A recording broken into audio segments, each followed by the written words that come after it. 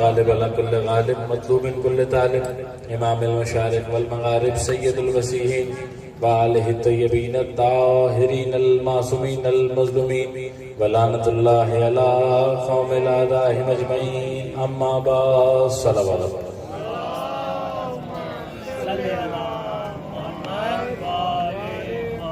تحقیق ارشاد رب العزت ہو رہا ہے کہ اے نبی ہم نے اس قرآن کو دلیلوں کے ساتھ اور ثبوتوں کے ساتھ آپ کے اوپر ذکر کی صورت میں نازل کیا اور لوگوں کے لیے اسے تبیان بنا کے بھیجا۔ ہم نے اس قرآن کو آپ پہ ذکر بنا کے نازل کیا اور لوگوں کے لیے تبیان بنا کے بھیجا۔ قبل اس کے گفتگو کا آغاز ہو، کافی دیر سے میں دیکھ رہا ہوں کہ آپ مومنین کو اس فرش اعضا پہ آنے کی دعوت دے رہے ہیں، جبکہ میرا عقیدہ یہ کہتا ہے کہ جب حسین کا فرش بچ گیا تو وہاں حسین کی ماں پرسہ لینے کے لیے آ گیا۔ اب کسی اور کے آنے کی ضرورت نہیں ہے، مجلس کا اہتمام ہو گیا، جن کو سننی ہے وہ مجلس سننے کے لیے آ گئے، ہم اپنا سبق ان کو سکھانے کے لیے آئے۔ اوپر یہ محمد والے محمد۔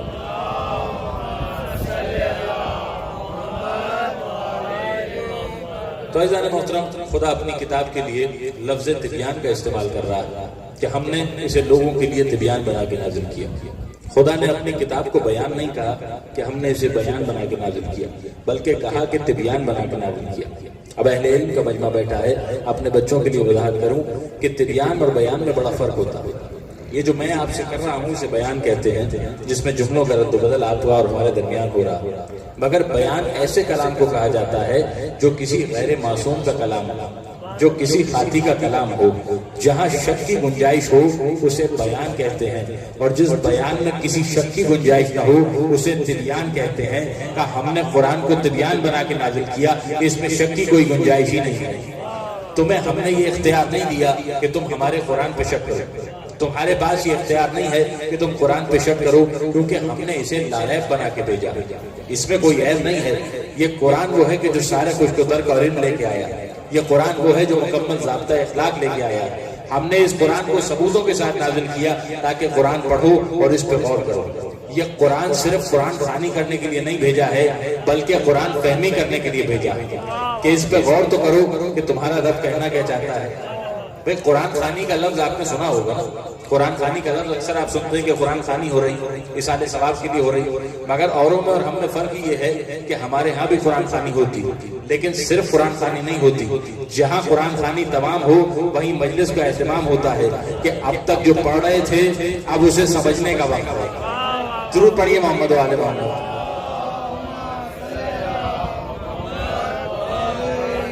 کہ اب تک جو پڑھ رہے تھے اب اسے سمجھنے کا وقت آ گیا۔ تو اس کا مطلب ہماری کتاب میں کسی شک کی گنجائش نہیں، ہم نے اسے لاریب بنا کے دنیا میں بھیجا، تو اس کا مطلب کوئی قرآن پہ شک بھی نہیں کرے گا۔ کیا نہیں؟ ایسا نہیں ہے کہ لوگ قرآن پہ شک نہیں کریں گے، کہ ہم نے اسے لاریب بنایا، اس میں شک کی گنجائش نہیں چھوڑی۔ ایسا نہیں ہے کہ اس کتاب پہ شک نہیں ہوا، بلکہ نبی ہی کے دور میں لوگ نبی کے پاس آئے اور آنے کے بعد کہنے لگے کہ جو آپ آئے تھے ہمیں سناتے ہیں، ہم کیسے مان لیں کہ خدا کی جانب سے آئی؟ یہ بھی تو ہو سکتا ہے کہ آپ رات میں خود بیٹھ کے آئے تو وہ لکھتے ہوں اور اگلے دن آ کے ہمیں سنا دیتے ہیں۔ ہم کیسے مانیں کہ یہ من جانب اللہ ہے؟ ہم کہتے ہیں کہ یہ من جانب اللہ نہیں۔ تو اب جو قرآن کہہ رہا ہے کہ میں نے اس کتاب کو لاریب بنا کے بھیجا، تو اب دستور کیا ہونا چاہیے کہ نبی کے پاس حکم آتا کہ نبی ان سے کہہ دو کہ اگر انہیں میرے قرآن پہ شک ہے، انہیں میرے کلام پہ شک ہے، تو میرا قرآن ان کے حوالے کر دو، کہو کہ جا کے اس قرآن پہ تحقیق کریں اور اپنا نتیجہ میرے سامنے لے کے آئے۔ اے رسول میرے کلام کی وضاحت ان کے سامنے کرو، اے رسول میری جانب سے یہ دلیل ان کے سامنے پیش کرو۔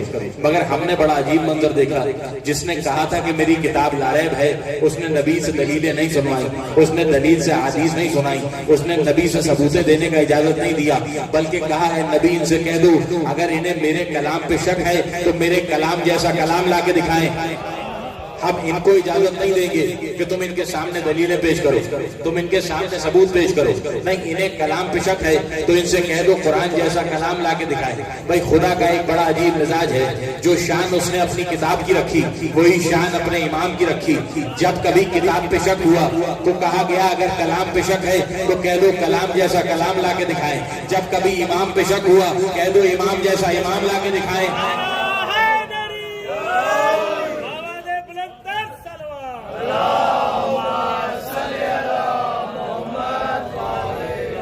اگر انہیں شک ہے تو کہہ دو امام جیسا امام لا کے دکھائے، ہم نے ایسا بنایا ہے کہ کوئی اس جیسا لا کے دکھا ہی نہیں سکتا۔ تو کہا اگر انہیں شک ہے تو کہہ دو کلام جیسا کلام لا کے دکھائے۔ بات تو بہت دور کی ہوگی کہ اگر کلام پہ شک ہے تو قرآن جیسا کلام لا کے دکھائے، بلکہ میں تو اس منبر سے دعویٰ کرتا ہوں اگر کسی میں ہمت ہے تو نہج البلاغہ جیسا کلام لا کے دکھائے۔ بھئی وہ کلام تو خدا کا ہے نا، یہ میرے مولا کا کلام، اس جیسا کلام لا کے دکھائے۔ آپ نے شاید غور نہیں کیا بھئی کلام کس کو کہا جاتا ہے؟ یہ جو آپ اور ہم کر رہے ہیں اسی کو کلام کہا جاتا ہے۔ جہاں جملوں کا تبادلہ ہو وہ کلام کہلاتا ہے۔ جملے بنتے ہیں الفاظ سے، الفاظ ہوتے ہیں حرف کے محتاج، جب حرف جڑیں گے تو لفظ بنے گا، لفظ ملیں گے تو جملہ بنے گا، جملوں سے کلام کیا جاتا ہے۔ اب سنیے امام کس کو کہا جاتا ہے؟ کلام کے لیے جملے ضروری ہیں، جملے لفظوں کے محتاج ہیں، لفظ حرفوں کے محتاج، اور ہر زبان کے کچھ حرف ہوتے ہیں جن کو ہم الفابیٹس کہتے ہیں۔ اردو میں بھی ہیں، انگلش میں بھی کچھ الفابیٹس، اور یہ ہر زبان کا ایک اصول ہے کہ ہر زبان میں کچھ ایسے خاص حرف ہوتے ہیں کہ اگر آپ ان کو زبان سے نکال دیجئے تو کلام کرنا ناممکن ہو جاتا ہے۔ اب یہاں بچے بیٹھے ہیں میری بات کی تائید کریں گے کہ انگلش کے اندر 26 الفابیٹس ہوتے ہیں جن کو ہم حرف کہتے ہیں۔ اگر ان میں سے 5 حرف ایسے ہیں جنہیں آپ الفابیٹس میں سے نکال دیں تو کلام کرنا ناممکن ہو جاتا ہے۔ لیجیے انگلش میں بھی 5 ایسے ہیں جنہیں اگر نکال دیا جائے تو کلام کرنا ناممکن ہو جاتا ہے۔ یہ اتنی اہم بحث ہے کہ ایک دن نبی کی مسجد میں صحابہ بیٹھے اسی موضوع پہ گفتگو کر رہے تھے، درمیان میں میرا مولا بھی بیٹھا ہوا تھا، اور گفتگو اسی بات پہ چل رہی تھی کہ عربی زبان میں وہ کون سا حرف ہے جسے عربی سے نکال دیا جائے تو کلام کرنا ناممکن ہو جاتا ہے۔ دیکھیں غور کیجئے کہ عربی زبان میں وہ کون سا حرف ہے جس کو اگر نکال دیا جائے تو کلام کرنا ناممکن ہو جاتا ہے۔ خطبے کی بات نہیں ہو رہی، تقریر کی بات نہیں ہو رہی، کلام کرنا ناممکن ہو جاتا ہے۔ سب نے اپنی ذہنیت کے مطابق جواب دینا شروع کی اور بالآخر یہ فیصلہ طے پایا کہ عربی میں الف وہ حرف ہے کہ اگر اس کو نکال دیا جائے تو کلام کرنا ناممکن ہو جاتا ہے۔ جب آپس میں انہوں نے طے کیا کہ اگر عربی میں سے الف نکال دیا جائے تو کلام کرنا ناممکن ہو جاتا ہے، تو ایک مرتبہ میرا مولا کھڑا ہوا اور ان سے پوچھنے لگا کہ بتاؤ تم نے کیا طے کیا؟ کہ یعنی ہم نے یہ طے کیا ہے کہ اگر عربی میں سے الف نکال دیا جائے تو کلام کرنا ناممکن ہو جاتا ہے۔ تو ایک مرتبہ مسکرا کے کہنے لگے کہ اب میں تم سے خطاب کروں گا اور تم میرا ایک کام کرنا۔ کہ یعنی کیا کام کریں؟ کہ میں خطبہ دوں گا اور تم شمار کرنا کہ میرے خطبے میں الف کتنی مرتبہ آئے گا۔ اب جا کے نہج البلاغہ پڑھیے، میرے مولا کا پورا طویل خطبہ موجود ہے۔ جب خطبہ تمام ہوا ایک مرتبہ پلٹ کے سوال کیا کہ بتاؤ الف کتنی مرتبہ آیا؟ کہ یعنی الف ایک مرتبہ بھی نہ آیا۔ بس وہیں پہ کہنے لگے کہ یہیں سے فرق پہچانو، انسان وہ ہے جو حرف کا محتاج ہوتا ہے، امام اسے کہتے ہیں کہ جس کے دروازے پہ لغت صدقہ مانگنے کے لیے آ گیا۔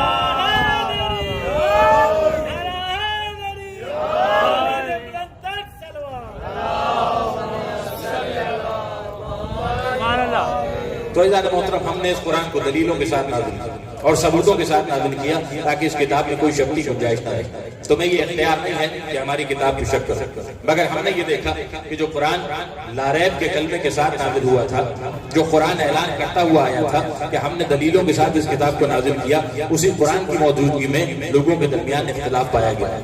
جو قرآن اتحاد کا پیغام لے کے آیا تھا، جو لوگوں کے درمیان سے اختلافات دور کرنے کے لیے آیا تھا، اسی قرآن کی موجودگی میں اختلاف ہم نے دیکھا، اور قرآن آنے کے کئی سال بعد نہیں دیکھا۔ جب قرآن نازل ہوا اور اللہ کا نبی اس دنیا میں موجود تھا، نبی کی موجودگی میں قرآن کے ہوتے ہوئے ہم نے اختلاف دیکھا۔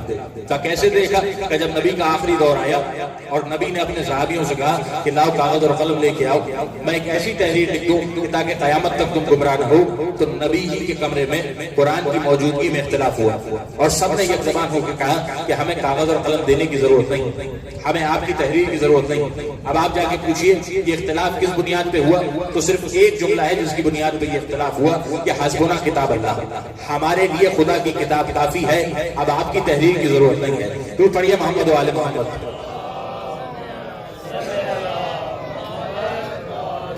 کہا ہمیں خدا کی کتاب کافی، اب آپ کی تحریر کی ضرورت نہیں۔ لیکن اگر آپ غور و فکر کیجئے تو کتاب کافی ہو ہی نہیں سکتی۔ یہ قرآن صرف ہدایت کے لیے کافی نہیں۔ اگر آپ دلیل مانگیے تو دلیل یہ ہے کہ پورا قرآن پڑھ لیجئے، بسم اللہ سے لے کے والناس تک پورے قرآن میں نماز کا حکم کئی بار آیا ہے۔ زکات کا حکم کئی بار آیا، روزے کا حکم کئی بار آیا، حج کرنے کا حکم کئی بار آیا، لیکن پورے قرآن میں نماز پڑھنے کا طریقہ موجود نہیں ہے، روزہ رکھنے کا طریقہ موجود نہیں ہے، زکات دینے کا نصاب موجود نہیں ہے۔ اس کا مطلب قرآن صرف حکم دینے کے لیے آیا۔ ہم نے کہا قرآن نے کہا نماز پڑھو، قرآن نے کہا روزہ رکھو، قرآن نے کہا زکات دو، مگر نماز کیسے پڑھی جائے گی؟ کہ رسول کے دروازے پہ آئیے۔ حج کیسے کیا جائے گا؟ رسول کے دروازے پہ آئیے۔ زکات کتنی دی جائے گی؟ کہ رسول کے دروازے پہ آئیے۔ لیجیے دستور بن گیا کہ حکم قرآن سے لینا، طریقہ رسول سے لینا، حکم قرآن سے لینا، طریقہ رسول سے لینا۔ نماز کا حکم قرآن دے گا، طریقہ رسول بتائیں گے۔ اب اگر کوئی یہ ٹھان لے کہ نہیں ساری زندگی صرف قرآن پڑھوں گا، نبی کی سیرت نہیں پڑھوں گا، نبی کی حدیث نہیں پڑھوں گا، نبی کی زندگی نہیں پڑھوں گا، تو اب کیا نتیجہ نکلے گا؟ کہ ساری زندگی قرآن تو پڑھے گا، نماز نہیں پڑھے گا، قرآن پڑھے گا، روزہ نہیں رکھے گا، قرآن پڑھے گا، حج پہ نہیں جائے گا۔ لیجیے خدا نے عبادتوں کے لیے انسان کو نبی کا محتاج بنا دیا۔ بس یہیں سے سمجھ لیجیے گا کہ جب عبادتوں کے لیے قرآن کافی نہیں ہے تو ہدایت کے لیے قرآن کیسے کافی ہو جائے گا؟ درود پڑھیے محمد و آل محمد۔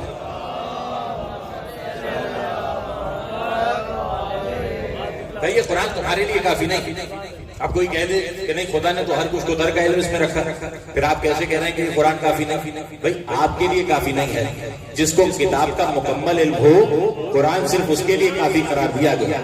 خدا نے کہا ہم نے اس میں ہر کچھ کو ترک علم کو رکھا۔ اس کا مطلب کوئی چیز ایسی نہیں ہے جو قرآن میں چھوٹ گئی، ہر چیز کا علم قرآن میں موجود ہے۔ بالکل قرآن میں موجود۔ ہم نے کہا پھر دکھائیے نماز کا طریقہ کہاں، ہم نے کہا دکھائیے حج کے احکام کہاں۔ بھائی ہر عمل تو قرآن سے نہیں دکھا سکتے نا، کسی میں تو حدیث کی ضرورت نہیں پڑے گی، کہیں تو آپ کو عالموں کے پاس جانا پڑے گا، لیکن قرآن تو دعویٰ کر رہا ہے ہر چیز کا علم موجود ہے۔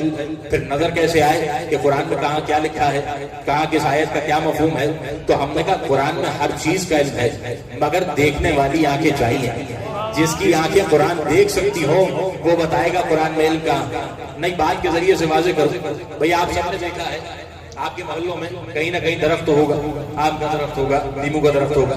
یہ پورا درخت ہے جو آپ نے دیکھا زمین سے اگتا ہے، پھر اس کا تنا مضبوط ہوتا جاتا ہے، اس کی جڑیں پھیلتی جاتی ہیں، اسی میں پتے بھی لگتے ہیں، اسی میں پھل بھی آتا ہے۔ مگر آپ کسی سے پوچھیے یہ درخت کیسے اگتا ہے تو کہے گا ایک معمولی سا بیج ہے جس کے ذریعے سے پورا درخت بن جاتا ہے۔ اس کا مطلب ایک معمولی سے بیج میں سے کلی پھوٹتی ہے، پھر درخت بننا شروع ہوتا ہے، جڑیں پھیلتی ہیں، تنا مضبوط ہوتا ہے، شاخیں چلتی چلی جاتی ہیں۔ اس کا مطلب پورا درخت ایک معمولی سے بیج کے اندر موجود ہے۔ لیکن اگر میں آپ کے سامنے بیج لے کر آؤں اور آپ سے کہوں کہ دکھائیے اس میں شاخیں کہاں ہیں، اس کی جڑیں کہاں ہیں، اس کا تنا کہاں ہے، اس کا پھل کہاں ہے، تو کوئی ہے جو دکھا سکا؟ کہ نہیں سب یہی کہیں گے ایسی احمقوں والی باتیں کر رہے ہیں۔ بیج کے اندر موجود تو ہے مگر ہم نہیں دکھا سکتے۔ ہم نے کہا پھر دعویٰ جھوٹا، اس کا مطلب اس میں موجود نہیں۔ کہا نہیں موجود اسی میں ہے مگر اس کیفیت میں تم نہیں دیکھ پاؤ گے۔ ہم نے کہا پھر کیسے دیکھیں؟ کہ اس بیج کو مٹی کے حوالے کرو، پھر تھوڑے دنوں میں تمہیں نظر آئے گا کہ اس کی جڑیں کہاں ہیں، اس کی شاخیں کہاں ہیں، اس کے پھل کہاں ہیں۔ یا اپنے جملے کو بدلوں، اس بیج کو پہلے تراب کے حوالے کرو، پھر سمجھ میں آئے گا کہ درخت کہاں ہے۔ جو مسئلہ بیج کے ساتھ ہے وہی اس کی کتاب کے ساتھ ہے۔ جب تک بیج تراب کے حوالے نہ ہو درخت نظر نہیں آئے گا۔ جب تک قرآن ابو تراب کے ہاتھوں میں نہ آئے قرآن سمجھ میں نہیں آئے گا۔ درود پڑھیے محمد و آل محمد۔ جب تک ابو تراب کے ہاتھوں میں قرآن کے ہوتے ہوئے اختلاف نظر آئے گا۔ بھئی سمجھانے والے کی ضرورت ہے، اگر سمجھانے والا نہ ہو تو قرآن کی حفاظت کیسے ہو؟ خدا نے محافظ بنائے تھے قرآن کے، ایسا نہیں ہے کہ قرآن کی شک نہیں ہوا۔ آپ کے بہار میں امام حسن عسکری علیہ السلام، ان کے دور کا ایک بہت بڑا عالم تھا، نام تھا شاقی ہندی۔ اس نے قرآن پڑھا اور جب قرآن پڑھا تو اس نتیجے پہ پہنچا کہ قرآن کے اندر آیتوں میں اختلاف ہے۔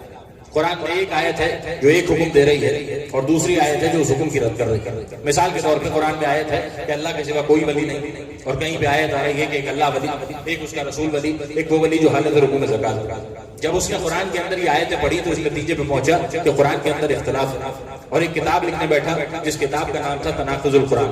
قرآن کے اندر موجود اختلافات، لوگوں کے درمیان یہ بات عام ہو گئی کہ ایک شخص ہے جو قرآن کے خلاف کتاب لکھ رہا ہے۔ کسی نے 11 امام سے آ کے عرض کی ایسے ایسے ایک شخص ہے جو قرآن کے خلاف کتاب لکھ رہا ہے، قرآن کی عزت ہے جو خطرے میں ہے، بتائیے کیا کیا جائے؟ تو ایک مرتبہ مسکرائے اور اپنے ایک صحابی کو نزدیک بلائے، کہا سنو، جانا اس شاقی ہندی کے پاس اور اس سے کہنا کہ میں تمہارا شاگرد بننے کے لیے آیا ہوں۔ جب وہ تمہیں اپنی شاگردی میں قبول کر لے تو اس کی خوب خدمت کرنا، اور جب تم پہ اعتماد کرنے لگے تو اس سے پوچھنا کہ کیا لکھ رہے ہے، تو وہ کہے گا قرآن کے خلاف کتاب لکھ رہا ہوں، تو اس سے پوچھنا کیوں لکھ رہے ہو، تو وہ کہے گا کہ قرآن کے اندر آیتوں میں اختلاف ہے، کہیں پہ کوئی حکم آ رہا ہے، کہیں پہ کوئی حکم آ رہا ہے، تو تم اس سے سوال کرنا کہ یہ بتاؤ قرآن کس زبان میں نازل ہوا، تو وہ کہے گا قرآن عربی زبان میں نازل ہوا، تو پھر اس سے پوچھنا کہ عربی زبان میں کیا ایک لفظ کے ایک ہی معنی ہوتے ہیں، تو وہ کہے گا نہیں، ایک لفظ کے عربی زبان میں 70 معنی ہوتے ہیں، تو پھر تم اس سے کہنا کہ یہ بھی تو ہو سکتا ہے کہ جہاں آیتوں میں لفظ ایک جیسا ہے خدا نے مفہوم کچھ اور دیا ہو، تو کچھ اور مفہوم سمجھتا ہے، خدا نے کچھ اور مفہوم سمجھا ہو، اس نے ایسا ہی کیا، امام کے کہنے کے مطابق چلا، جا کے اسحاق ہندی کا شاگرد بن گیا، ساری باتیں اس سے کی، کہنے لگا قرآن عربی زبان میں نازل ہوا، عربی میں ایک لفظ کے 70 معنی ہوتے ہیں، بس جیسے ہی اس نے سنا آنکھیں پھاڑ پھاڑ کے دیکھنے لگا، اب اس نے مسکرا کے جواب دیا کہ آنکھیں پھاڑنے سے کچھ نہیں ہوگا، جا کتاب کو ضائع کر دے، تیری کتاب کسی کام کی نہیں ہے۔ اس نے کتاب کو آگ کے حوالے کیا، دوڑ کے اس شخص کے پاس آیا، اپنے ہاتھوں کو قدموں میں رکھ دیا، ایک مرتبہ کہنے لگا کہ جو کچھ تو مجھے سکھا رہا ہے اتنا بتا، تجھے کس نے بتا کے بھیجا ہے؟ وہی وارث قرآن ہے اور قرآن کی حفاظت کرنا جانتا ہے۔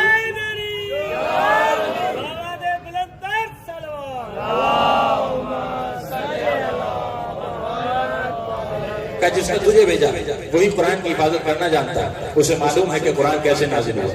تو عزیزان محترم، قرآن اختلافات دور کرنے کے لیے آئے، مگر ہم نے دیکھا کہ قرآن کی موجودگی میں اختلاف نظر آیا، اور اس کا نتیجہ یہ ہے کہ رسول جاتے ہوئے دو چیزیں چھوڑ کے گئے، ایک اللہ کی کتاب تھی، دوسرے اہل بیت تھے۔ لوگوں نے کتاب کو تھام لیا، اہل بیت کے دامن کو چھوڑ دیا، پھر نتیجہ یہ ہوا کہ آیت کچھ اور تھی، مفہوم کچھ اور نکالے گئے، آیت کچھ اور تھی، معنی کچھ اور نکالے گئے، حد تو یہاں تک ہوئی کہ قرآن کے ہوتے ہوئے قرآن لانے والے میں ہم نے اختلاف دیکھا، قرآن کے ہوتے ہوئے قرآن لانے والے میں اختلاف نظر آیا۔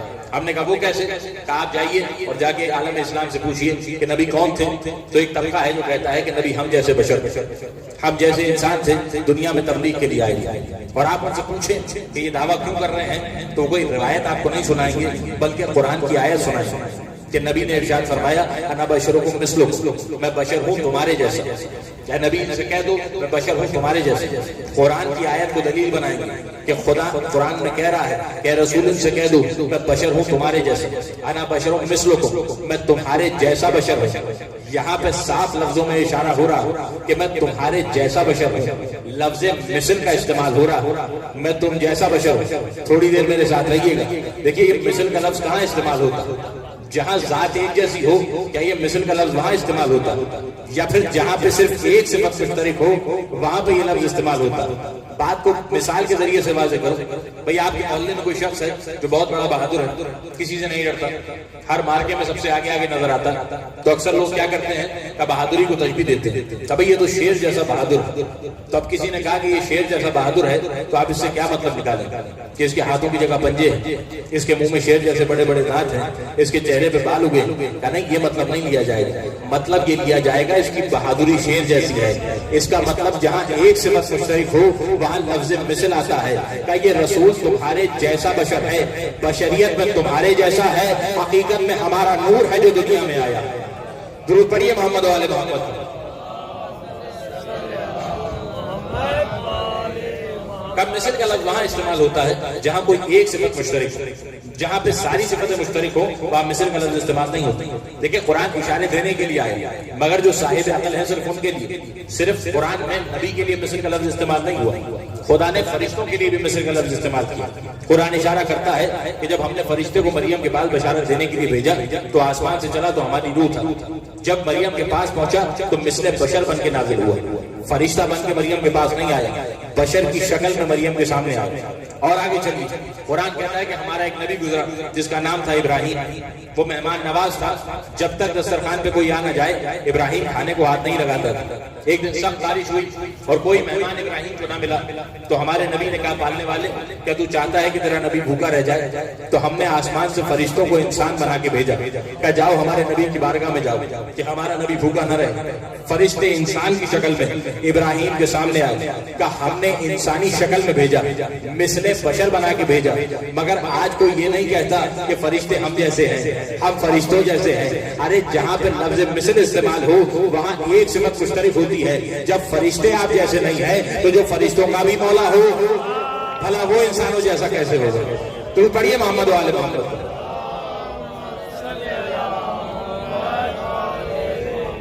بات آئی ہے دوست، بڑی لطیف سی بات ہے کہ ہم نے ابراہیم کے سامنے فرشتوں کو بھیجا اور مثل بشر بنا کے بھیجا، لیکن جب فرشتے ابراہیم کے سامنے آئے تو ابراہیم کو معلوم نہیں تھا کہ آنے والے کون، انہیں نہیں معلوم تھا کہ آنے والے فرشتے ہیں یا انسان. قرآن کہتا ہے ابراہیم کو تب معلوم ہوا جب ابراہیم نے کہا کہ بسم اللہ کرو، اور فرشتوں نے اپنے ہاتھ روٹی کی طرف نہیں بڑھائے. ابھی کیوں نہیں بڑھائے؟ کہ فرشتوں کو بھوک نہیں لگتی، خدا نے فرشتوں کو خواہشات نہیں دی. فرشتے کھانا نہیں کھاتے، فرشتے روٹیاں نہیں کھاتے، فرشتے کھانے کی طرف ہاتھ نہیں بڑھاتے. ابراہیم نے کہا کھانا کھاؤ، فرشتوں نے ہاتھ آگے نہیں بڑھایا، کیونکہ فرشتوں کے پاس خواہش نہیں ہے. فرشتے روٹیوں کی طرف ہاتھ نہیں بڑھاتے، فرشتے روٹیاں نہیں کھاتے. نہیں، شاید آپ نے غور نہیں کیا بھائی، فرشتے روٹیاں نہیں کھاتے، فرشتے روٹیوں کی طرف ہاتھ آگے نہیں بڑھاتے. اب ایک منظر ابراہیم کے دسترخوان کا ہے جہاں فرشتے روٹیوں کی طرف ہاتھ نہیں بڑھا رہے. ایک منظر سیدہ کے دروازے کا ہے جہاں کبھی یتیم بن کے، کبھی مسکین بن کے، کبھی اسیر بن کے فاطمہ کی ہاتھ کی روٹیاں لے جا رہے ہیں.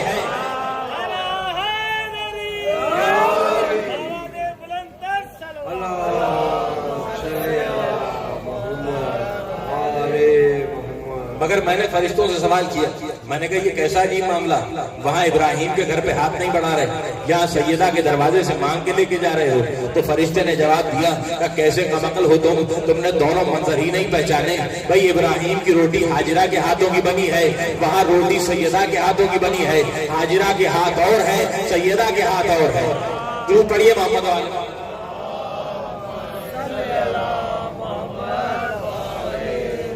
کانا بشرکم مثلکم، میں تمہارے جیسا بشر. جہاں ایک صفت مشترک ہو وہاں لفظ مثل استعمال ہوتا ہے. اب پوری تقریر کا نچوڑ آپ کے سامنے پیش کر رہا کہ نبی نے کہا انا بشرکم مثلکم.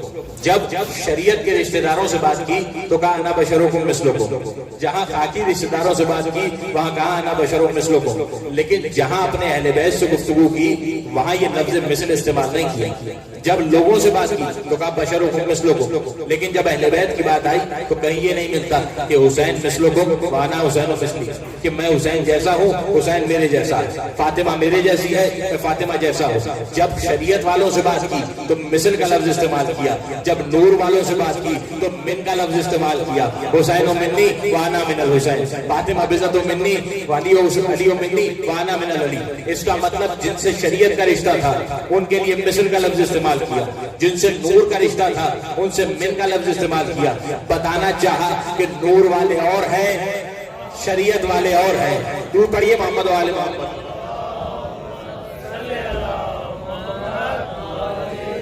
دیکھیں مثل میں اور من میں بڑا فرق. جہاں ایک صفت مشترک ہو وہاں مثل کا لفظ استعمال ہوتا ہے، اور جن سے رشتہ نور کا ہو وہاں من کا لفظ استعمال ہوتا ہے. یہ منیت کی اتنی اہمیت ہے کہ جب خدا کے نبی نے دنیا کو عذاب سے بچانے کے لیے کشتی بنائی اور تمام لوگ آگے کشتی میں سوار ہو گئے تو نوح کے اپنے بیٹے نے آنے سے انکار کر دیا کہ میں اس کشتی میں سوار نہیں ہوں گا. نبی کو چھوڑ کر ایک پہاڑ کی بلندی پہ جا کے بیٹھ گیا کہ جب پانی آئے گا تو یہ پہاڑ کی بلندی مجھے بچا لے گا. جب سیلاب آیا اور کشتی نے چلنا شروع کیا تو ایک مرتبہ نبی نے مڑ کے دیکھا کہ بیٹا پہاڑ کی چوٹی پہ موجود ہے اور دور نہیں ہے کہ پانی بلندی پہ پہنچ جائے اور اس کا بیٹا ڈوب جائے. تو اپنے بارگاہ رب میں ہاتھ اٹھائے اور کہا پالنے والے من اہل، یہ میرے اہل میں سے ہے، کیا میری آنکھوں کے سامنے ڈوب جائے گا. دیکھیں لفظ مثل استعمال نہیں کیا، کہا پالنے والے من اہل، یہ میرے اہل میں سے ہے، کیا میری آنکھوں کے سامنے یہ ڈوب جائے گا. تو خدا کی جانب سے جواب آیا کہ نور لیسا من اہل، یہ تمہارے اہل میں سے ہے ہی نہیں، ہم نے اس کی اہلیت کو کینسل کر دیا. بھئی نبی کا سگا بیٹا ہے، گود میں پلا ہے، نبی کے ساتھ کھاتا رہا ہے، مگر خدا کہہ رہا ہے ہم نے منیت کو کینسل کر دیا. ہم نے کہا پالنے والے سگا بیٹا ہے، کہ یہی تو سمجھانا چاہتا ہوں جو نبی کو چھوڑ کے پہاڑ پہ بیٹھ جائے اس کے رشتہ داری کو نہیں دیکھا جاتا، ہم اس کی منیت کو کینسل کر دیتے ہیں کہ نو یہ تمہارے رشتہ داروں میں سے نہیں. مگر سوال یہ پیدا ہوتا ہے کہ سگا بیٹا خدا نے منیت کو کیوں کینسل کیا؟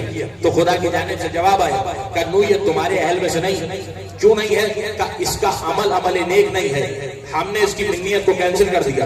مگر سوال یہ پیدا ہوتا ہے، سگا بیٹا تھا، خدا کہہ رہا ہے ہم نے منیت کو کینسل کر دیا، اور وجہ بھی بتائی، چونکہ عمل نیک نہیں ہے ہم نے اس کو تمہارے اہل بیت میں سے خارج کر دیا۔ لیجئے خدا نے دستور بتایا کہ اہل بیت رشتہ داری کی بنیاد پہ نہیں بنتے، سگا بیٹا ہو اور عمل نیک نہ ہو ہم منیت سے خارج کرتے ہیں، اور کوئی غیر بھی ہو اور نیک عمل کرے تو سلمان و منا اہل بیت بن جاتا ہے۔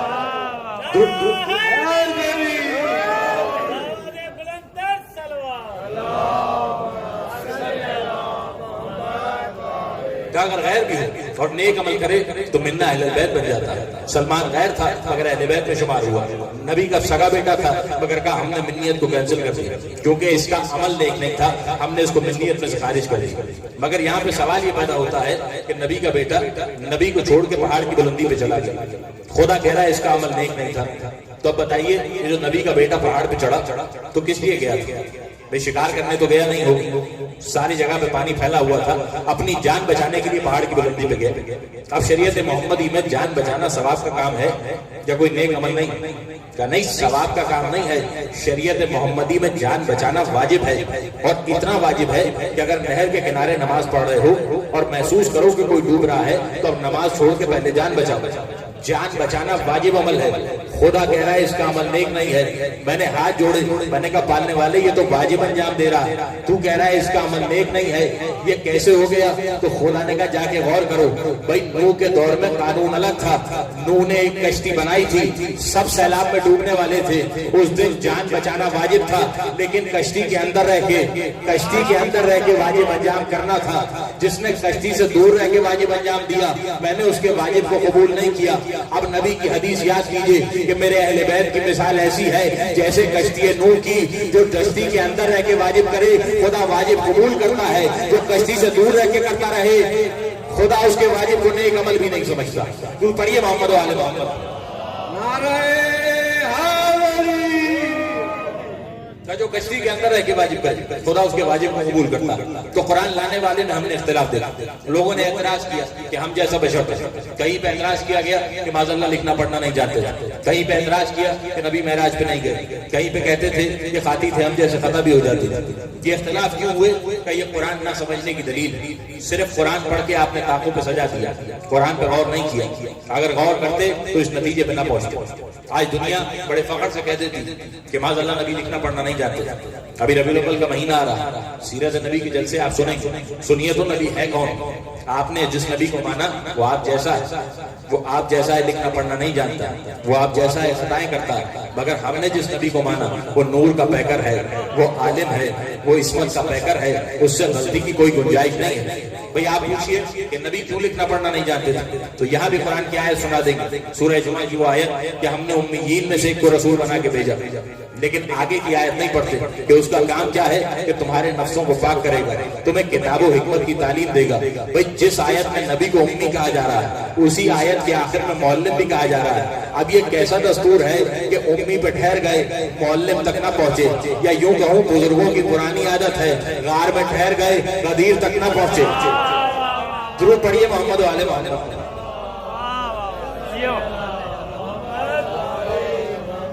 معاذ اللہ لکھنا پڑھنا نہیں جانتے، کیوں نہیں جانتے تھے؟ کہ ہم نے نبی کو کبھی پڑھتے ہوئے نہیں دیکھا، ہم نے نبی کو مدرسے جاتے ہوئے نہیں دیکھا، ہم نے کسی استاد کے پاس جاتے ہوئے نہیں دیکھا۔ اچھا آخری نبی کے لیے تو یہ قانون ہے کہ کسی کے پاس پڑھنے نہیں گئے، کسی نے آ کے ان کو سکھایا نہیں۔ اب آپ پوچھئے پہلے نبی کے لیے کیا قانون؟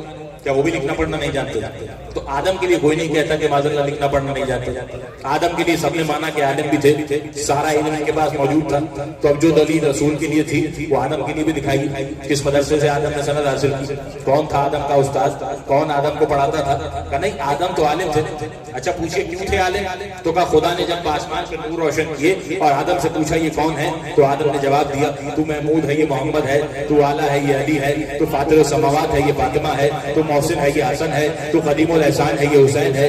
بھائی پنجتن کے نام کا علم جس آدم کو معلوم تھا، دنیا نے کہا وہ آدم عالم ہے۔ اس کا مطلب جسے پنجتن کے نام کا علم ہو، دنیا اس آدم کو عالم مانتی ہے۔ اب کیا کہیے گا ان ذہنوں کا کہ جسے آدم کا نام، جسے پنجتن کے نام معلوم ہو وہ آدم تو عالم کہلائے، اور جس محمد کی گود میں فاطمہ پلے، علی پلے، حسن پلے، حسین پلے، اس کے پڑھنے لکھنے پہ اعتراض کرتے ہیں۔ بھائی اہل علم کا مجمع ہے، ایک جملہ آپ کے سامنے بیان کروں، جس کی گود کی گلی میں شہر علم کا دروازہ کھلتا ہو، اس محمد کے علم پہ سوال کیسے؟ جو پڑھی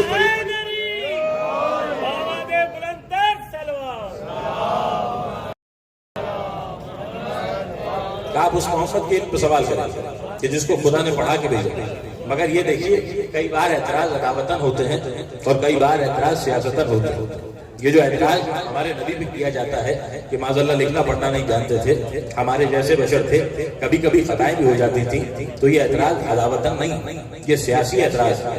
ہم نے کہا وہ کیسے؟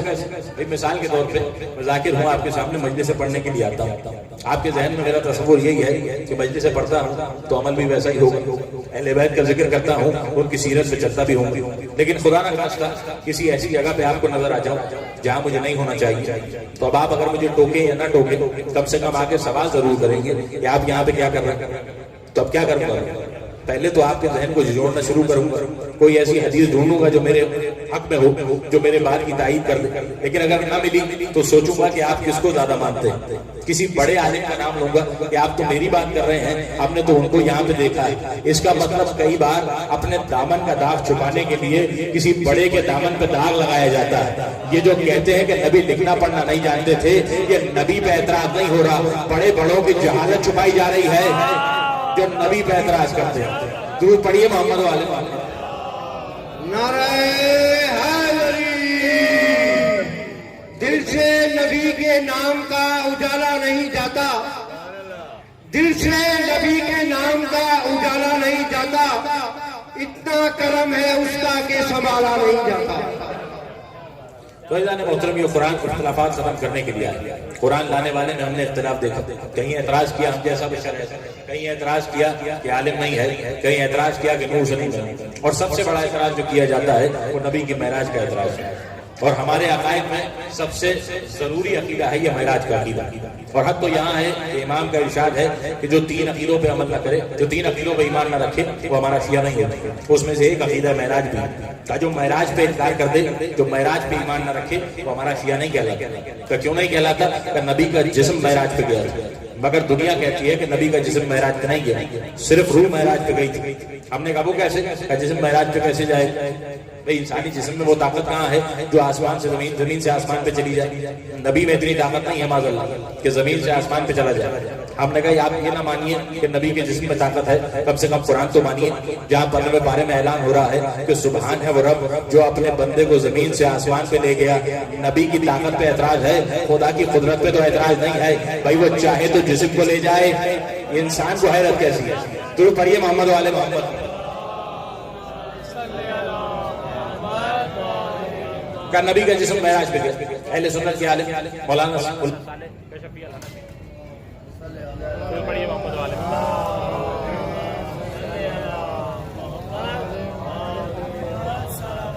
صالح کشفی الحنفی اپنی کتاب کوکب دری میں لکھتے ہیں کہ جب ہمارے نبی معراج پہ گئے اور 5ویں آسمان پہ پہنچے تو جبرائیل ان کے ساتھ تھے۔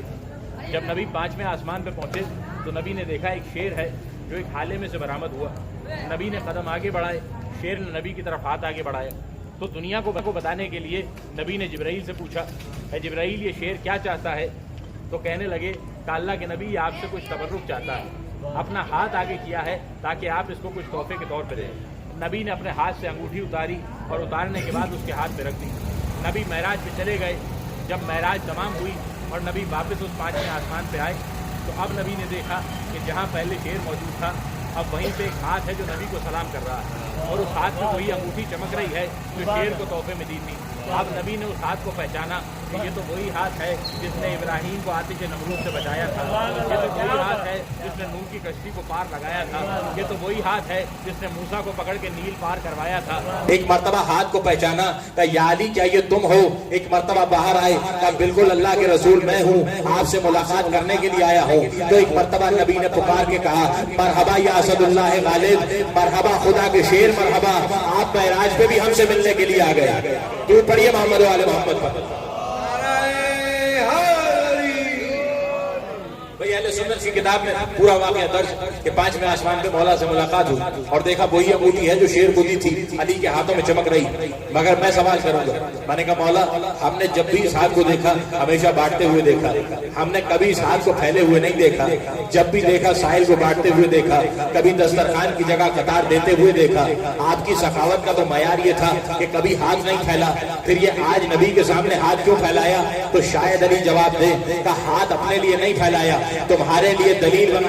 कल ये दुनिया कहेगी कि नबी का जिस्म महराज पे नहीं गया, नबी की रूह महराज पे गई थी। तुम ये वाकया याद दिलाना कि रूहें अंगूठी नहीं पहनती, ये जिस्म महराज पे गया था तभी नबी ने अपनी अंगूठी अली को दी। तो पढ़िए मोहम्मद वाले मोहम्मद।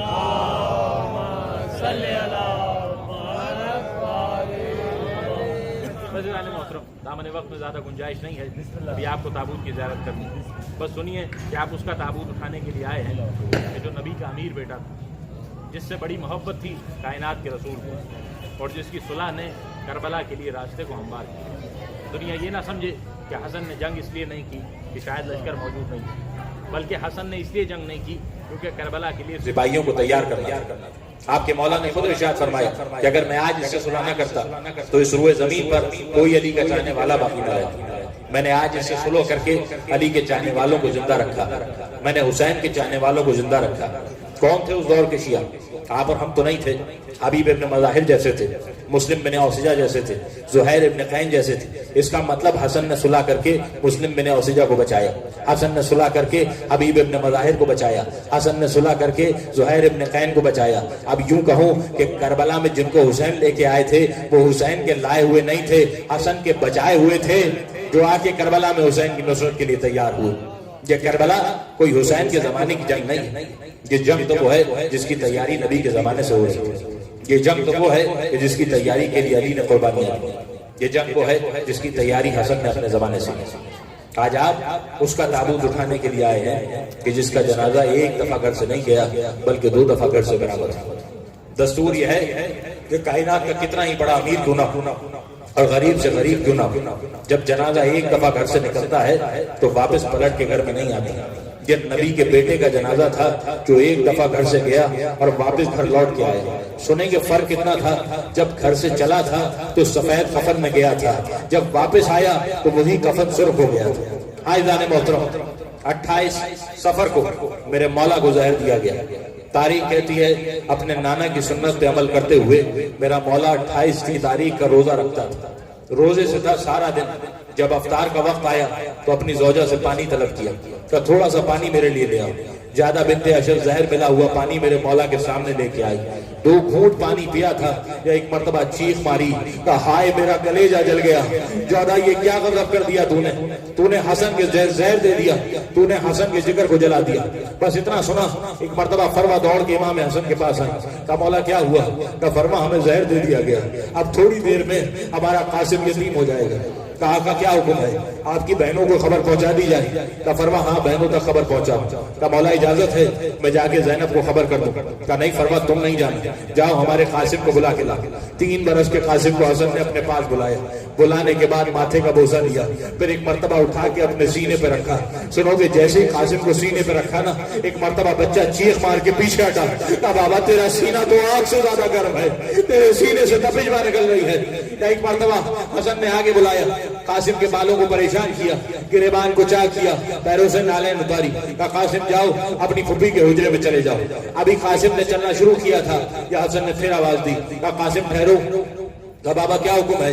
کہا قاسم رات کا وقت ہے، ہو سکتا ہے میری شہزادی آرام کر رہی ہے، دیکھو جا کے دروازے پہ دق الباب نہ کرنا، جا کے حجرے پہ انتظار کرنا، اگر زینب سو رہی ہو تو تھوڑی دیر انتظار کرنا، ابھی نماز شب کے لیے اٹھے گی، جب اٹھے تو دروازے سے اندر چلے جانا۔ 3 برس کا قاسم چلا، جب زینب کے حجرے کے نزدیک پہنچا تو حجرے کا دروازہ بند تھا۔ 3 برس کا بچہ ہوتا ہی کیا ہے، جب دروازے کو بند دیکھا تو دروازے کے سہارے سے بیٹھ گیا۔ رات کی تاریکی میں قاسم کی آنکھ لگ گئی، جب نماز شب کے لیے زینب اٹھی اور اپنے حجرے کا دروازہ کھولا تو قاسم کا سر آ کے قدموں میں گرا، ایک مرتبہ آواز دی، پھر جلدی سے چراغ لے کر آؤ، لگتا ہے مدینے کا کوئی یتیم اپنے گھر کا راستہ بھول گیا ہے، آج ہمارے دروازے پہ آیا، مولا آپ کو سلامت رکھے۔ فضا دوڑ کے چراغ لاؤ، لگتا ہے مدینے کا کوئی یتیم اپنے گھر کا راستہ بھول کے آ گیا۔ فضا دوڑ کے چراغ لے کر آئی، بس چراغ نزدیک آیا، زینب نے قاسم کو پہچانا، اپنے سر کی چادر اتاری، بولا میرے بھائی کی خیر ہو، یہ تو میرے بھائی کی نشانی قاسم ہے، آج اس حال میں میرے سامنے آیا۔ مولا آپ کو سلامت رکھے۔ سوائے غم حسین کے کسی اور غم میں نہ رلائے۔ زینب دوڑ کے بھائی کے حجرے میں پہنچی، جب زینب آنے لگی نا تو ایک مرتبہ حسین کو بلایا حسن نے، کہا بھائی حسن یہ تشت ہمارے سامنے سے اٹھا لو۔ سنو گے اس تشت میں کیا تھا؟ حسن کے کلیجے کے ٹکڑے تھے جو کٹ کٹ کے لگن میں گر رہے تھے۔ کہا حسین ذرا اس تشت کو چھپا دو۔ کہا بھیا ایسا کیوں کہہ رہے ہو؟ کہا دیکھتے نہیں ہو میری زینب مجھ سے ملنے کے لیے آ رہی ہے، مجھے گوارا نہیں ہے میرے جگر کے ٹکڑے زینب اپنی آنکھوں سے دیکھے، مولا قربان تیری محبت پہ تجھے گوارا نہیں ہوا، تیرے سینے کے ٹکڑے زینب آنکھوں سے دیکھے، مولا یہی زینب ہوگی، 70 قدم کا فاصلہ ہوگا، حسین کے سینے پہ شبر سوار ہوگا، حسین کی گردن زینب کے سامنے کاٹی جائے گی۔ مولا آپ کو سلامت رکھے۔ سوائے غم حسین کے کسی اور غم میں نہ رلائے۔ اور رونے والوں سنو، ایک مرتبہ قریب بلایا ہر ایک کو، ہر ایک سے وصیت کی حسین زین حسن نے، یا ایک مرتبہ حسین کو قریب بلایا کہ بھائی حسین یہ ہماری تم سے آخری رخصت ہے، ہمیں معلوم ہے کربلا کے میدان میں ہم نہیں ہوں گے مگر ہماری جانب سے ہمارے قاسم کا نذرانہ قبول کرنا، بس اتنا کہا۔ سنو گے پھر قریب بلایا، کہا حسین میں یہ تو نہیں کہوں گا کہ جب کبھی علی اکبر کے لیے نئی پوشاک پہنواؤ تو میرے قاسم کو بھی نئی پوشاک دینا، مگر اتنا ضرور کہوں گا جو پوشاک علی اکبر کے چھوٹی ہو جائے وہ پوشاک میرے قاسم کو پہنا دیا کرنا۔ مولا آپ کو سلامت رکھے۔ سوائے غم حسین کی کسی اور غم میں نہ رلائے۔ اور انہوں والوں سنو گے حسن کی وصیت پہ حسین نے کیسا عمل کیا۔ ایک دن کچھ لوگ میرے حسین کے پاس آئے اور آنے کے بعد کہنے لگے کہ مولا عرب میں موٹا کپڑا پہننا باعث فضیلت سمجھا جاتا ہے، عرب میں موٹا کپڑا پہننا باعث فضیلت ہوتا ہے۔ مولا ہم نے جب بھی علی اکبر کو دیکھا علی اکبر موٹا لباس پہنتا ہے، جب بھی قاسم کو دیکھتے ہیں قاسم باریک لباس پہنتا ہے۔ مولا کیا اس کی وجہ یہ ہے کہ قاسم ایک یتیم ہے؟ ایک مرتبہ آنکھوں سے آنسو جاری ہوئے، کہ کیسی قسم کھاتے ہو، جیسا علی اکبر پیارا ہے ویسا ہی قاسم پیارا ہے، مگر قاسم کو موٹا لباس اس لیے نہیں پہناتا کہ جب موٹا لباس پہناؤ میرے قاسم کے جسم پہ چھالے نکل آتے ہیں، میرے قاسم کا جسم بڑا نازک ہے۔ میں نے کہہ دیا تم نے سن لیا، ارے جس کا جسم اتنا نازک تھا کہ موٹا کپڑا نہ پہن سکے وہی قاسم تھا۔ دائیں طرف کے گھوڑے بائیں طرف، بائیں طرف کے گھوڑے دائیں طرف دوڑا دیے گئے، قاسم کا لاشا پامال ہو گیا۔ مولا آپ کو سلامت رکھے۔ سوائے غم حسین کے کسی اور غم میں نہ رلائے۔ اور انہیں والوں بھی تابوت کی زیارت کریں گے آپ۔ جنازہ تیار کیا، زینب نے اپنے ہاتھوں سے حسن کو کفن پہنایا، سفید کفن میں رخصت کیا۔ ایک طرف سے عباس نے جنازہ اٹھایا، ایک طرف سے حسین نے جنازہ اٹھایا، لے کے مدینے کی جانب چلنا شروع کیا۔ چاہتے تھے کہ نبی کے پہلو میں دفن کریں، یا ایک قافلہ آگے بڑھا، سامنے سے ایک عورت آئی، اس نے اپنا رومال گرایا، اب تیر چلنا شروع ہوئے، آگے سینے پہ لگا، کوئی تیر حسن کے چہرے پہ لگا۔ ایک مرتبہ عباس نے جنازہ علی اکبر کے حوالے کیا، دوڑ کے اپنے گھر میں آئے، دیوار سے تلوار کو اٹھایا، گھر سے باہر جانا چاہتے تھے۔ یا ایک مرتبہ زینب آگے آئی، اپنے دونوں ہاتھ پھیلا کے کہنے لگی عباس میں نے بھائی کا جنازہ لے کے بھیجا تھا، عباس یہ تلوار لے کے کہاں جا رہا؟ مولا آپ کا سلامت رکھے۔ کہ عباس میں نے بھائی کا جنازہ دیا تھا، یہ تلوار لے کے کہاں جا رہا؟ کہ شہزادی آج نہ روکو، کل جب کہو گی عباس تمہارے حکم پہ رک جائے گا۔ یا ایک مرتبہ زینب نے کہا نہیں عباس تلوار لے جانے کی اجازت نہیں ہے، اپنے ہاتھ قدموں پہ رکھے، کہ شہزادی اجازت دو، آج عباس کو نہ روکو۔ عباس تلوار لے کے گھر سے باہر آئے، جنازے کے نزدیک پہنچے، حسین نے دیکھا عباس کے ہاتھوں میں تلوار ہے، ایک مرتبہ آواز دی عباس میرے سر کی قسم ہے تلوار نہ چلانا، عباس مدینے میں کربلا نہیں بناؤں گا۔ کتنا مظلوم تھا عباس، تیر چلتے رہے، عباس کو اجازت نہ ملی وہاں حسین کی گردن کٹتی رہی، عباس کے جسم پہ بازو سلامت نہ تھا۔ مولا آپ کو سلامت رکھے، سوائے غم حسین کے کسی اور غم میں نہ رلائے۔ میرے بھائیوں تابوت لے آنا۔ سنو گے جب یہ جنازہ گھر میں پہنچا، زینب نے دیکھا کہ بھائی کے جنازے پہ تیر لگے ہیں۔ ایک مرتبہ جنازے کو دیکھا، زینب روتی روتی غش کر گئی۔ میرا مولا حسین آگے بڑھا، غش سے بیدار کیا، کہا زینب ابھی تو بڑی منزلیں طے کرنی ہے، تو پہلی ہی منزل میں بے ہوش ہو گئی۔ اور رونے والوں سنو گے بس جملے سننا، تابوت کی زیارت کرنا۔ ایک مرتبہ تڑپ کے کہنے لگی، کہا حسین تمہیں نہیں معلوم، میرا نانا کہتا تھا حسن میرا امیر بیٹا ہے، حسین میرا غریب بیٹا ہوگا۔ بھیا اپنے ایمان سے بتاؤ، جس کے امیر کا جنازہ اس حال میں آیا ہے، اس کے غریب کا جنازہ کس حال میں آئے گا؟ حسین تیرے لاشے کو زینب کیسے دیکھے گی؟ تیرے لاشے سے تیر کیسے نکالے گی؟ ماتم حسین۔